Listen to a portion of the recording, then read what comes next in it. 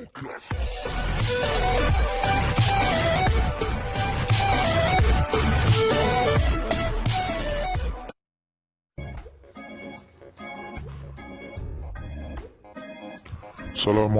warahmatullahi wabarakatuh.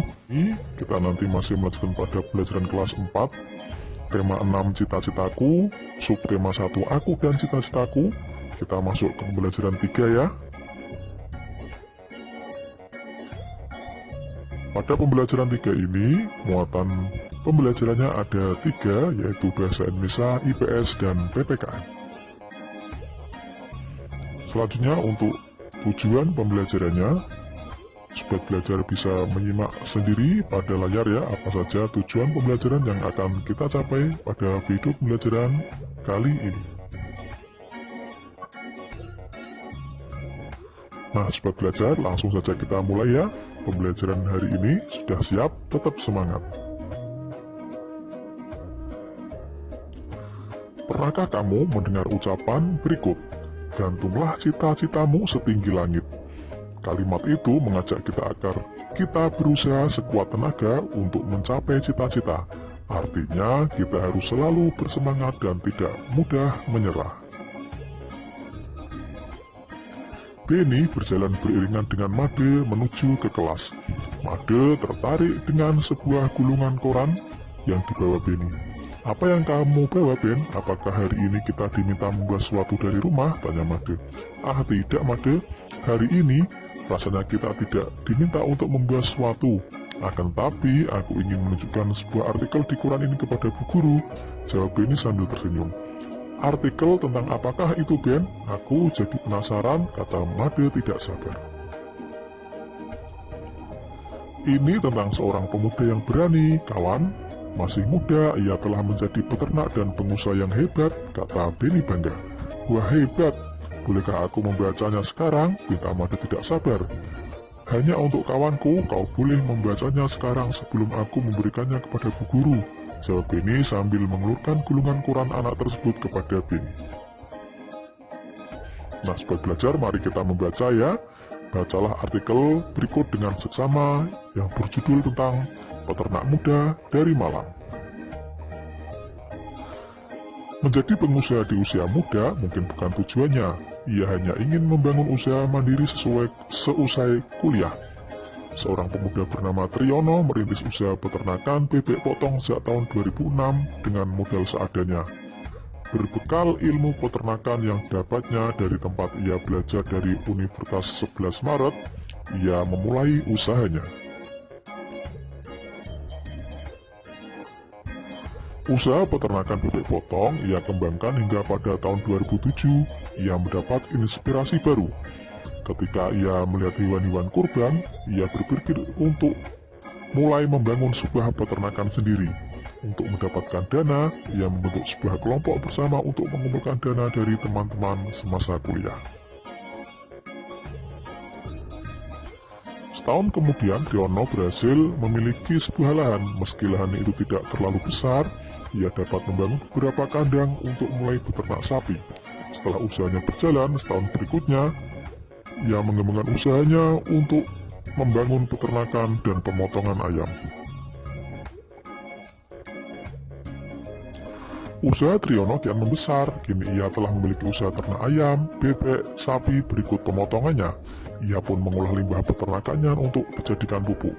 Meskipun kini usahanya kian membesar, ia tidak cepat puas. Ia bermimpi bisa memenuhi pasokan daging sapi di Jakarta yang saat ini masih impor dari luar negeri. Nah, sobat belajar, coba kalian jawab pertanyaan berikut ya, berdasarkan artikel tadi.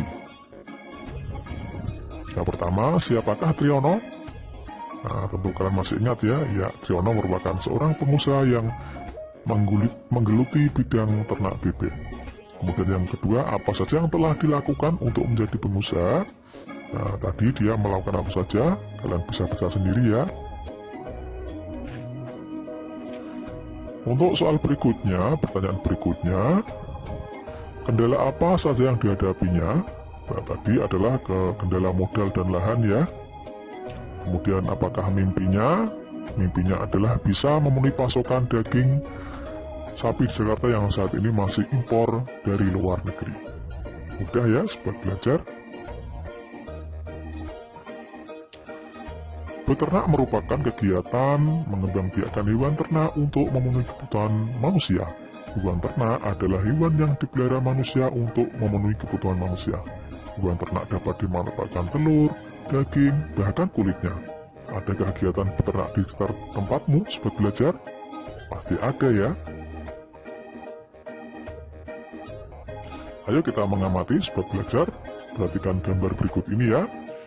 Ada peternakan ayam, ada peternakan sapi, yang ketiga ada peternakan bebek, kemudian ada peternakan kambing. Pernahkah kamu melihat kegiatan tersebut? Hewan-hewan tersebut dipelihara oleh manusia dan dimanfaatkan manusia sesuai dengan tujuannya. Para peternak berusaha agar hasil peternakannya memiliki kualitas yang baik. Selain beternak, kegiatan pertanian merupakan kegiatan paling banyak dilakukan masyarakat Indonesia.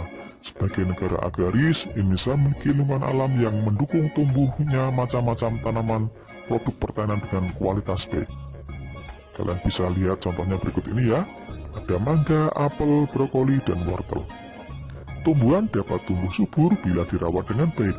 Selain perawatan, tumbuhan juga memerlukan lingkungan yang sesuai.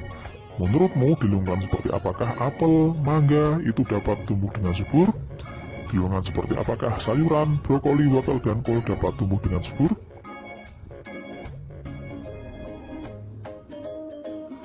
Indonesia memiliki wilayah yang sangat luas dengan kondisi alam yang berbeda-beda. Perbedaan lingkungan alam itu menyebabkan perbedaan kegiatan penduduk dan sumber daya alam yang ada.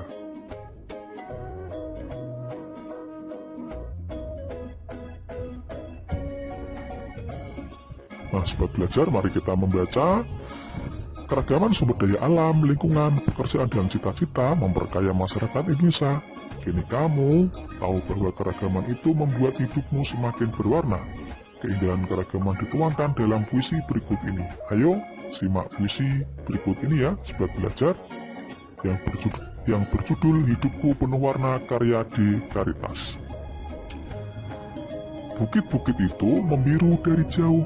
Laut itu pun membiru dari jauh. Mereka terlihat sama walaupun berbeda. Keduanya indah, keduanya mempesona. Walaupun berbeda, keduanya tak terpisah. Aku, kamu, dan kalian, cita-cita kita mungkin berbeda. Bukan siapa yang berlebihan, tapi kita akan bersama meraihnya. Hidupku penuh warna, seperti pelangi di bawah langit. Berbeda itu indah, yang membuat kita bersyukur pada Ilahi.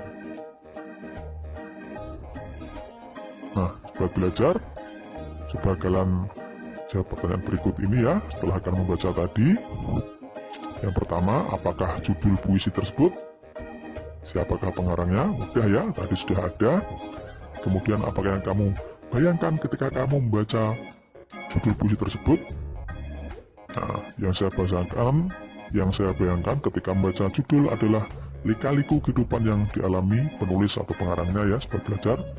Yang ketiga, menurutmu apakah puisi tersebut isinya apa ya?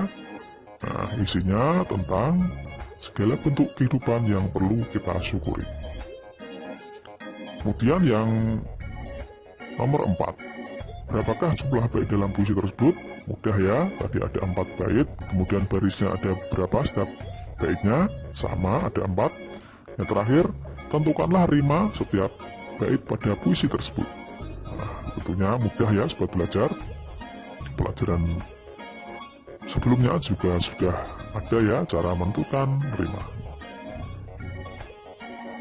Nah, sobat belajar, kita sudah sampai di akhir pembelajaran. Mari kita simpulkan apa saja yang kita telah pelajari hari ini ya. Yang pertama, kita belajar tentang beternak, merupakan kegiatan mengembangbiakkan hewan ternak untuk memenuhi kebutuhan manusia. Hewan ternak adalah hewan yang dipelihara manusia untuk memenuhi kebutuhan manusia. Kemudian yang berikutnya, Indonesia memiliki wilayah yang sangat luas dengan kondisi alam yang berbeda-beda. Perbedaan lingkungan alam itu menyebabkan perbedaan kegiatan penduduk dan sumber daya alam yang ada.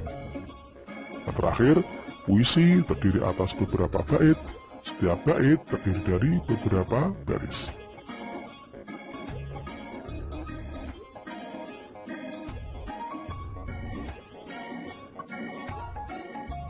Nah, sobat belajar, demikian ya pembelajaran hari ini. Semoga bermanfaat. Jangan lupa dukung channel ini dengan cara like, share, and subscribe.